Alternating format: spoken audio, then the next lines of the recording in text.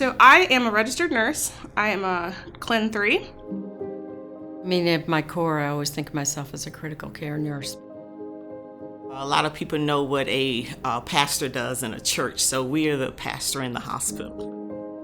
I am a liver transplant coordinator. So we're responsible for calling the recipients and getting them into the hospital and making sure everything is set up for the transplant.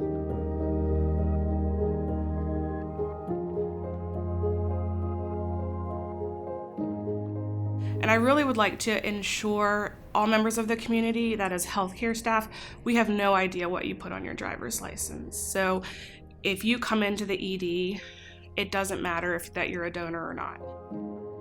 My team and my coworkers work so hard to make sure that all of our patients get the best care, and that our goal is really for you to leave the hospital.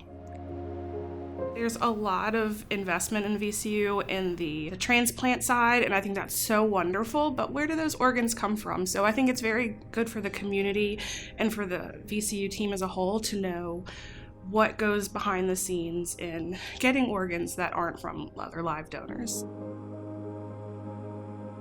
I actually was on a trip, a business trip, and got the call that my youngest son had died. It was sudden, unexpected, traumatic. He actually committed suicide. He was 21. He had just turned 21 at the time. I experienced what I'd seen before, that families in that scenario go into a fog. It doesn't matter how smart or how educated or how knowledgeable you are. It's just a fog that overtakes you, which I believe is protection. Decision making was hard, but here is the key. I really thought hard about who was Timmy Schaefer. What kind of a person was Timmy Schaefer? And he was one of those guys that would just give the shirt off his back to anybody.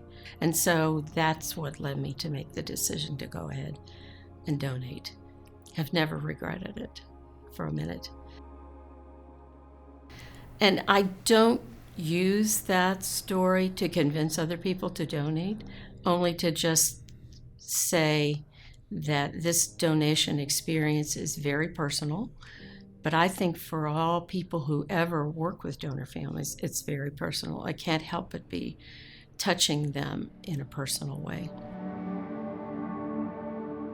We support families as a whole as they're going through the process, unfortunately, of losing loved ones.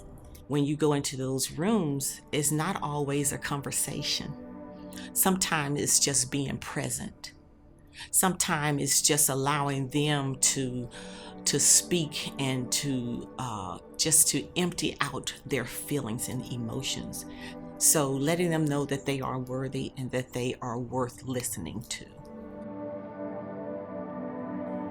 So I started out as a nurse in the ICU. I did that for 11 years, and the particular ICU I worked in, we took care of, mainly we took care of the transplant recipients, so after transplant. Occasionally we may have a donor come in, and I have had the experience of taking a donor to the OR myself, which impacted me greatly.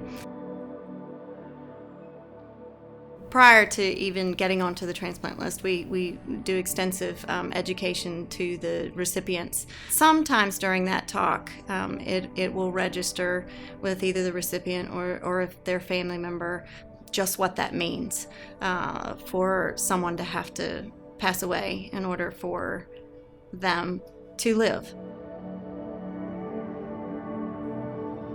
I would say reflect back on your loved one. If I'm understanding the legacy that they are leaving, how you're honoring their wishes, and how emotionally that gives you some inner peace. This is the legacy that our loved one is leaving behind, and that they will continue to be a part of this universe. Although it's not with us, we will make another family have a joyful holiday. We will make another family see another birthday and celebrate a birthday together. Letting go of our own selfish love and allowing the love of the organ donor to be processed and to flourish and to live and to be a part of a legacy of this great universe.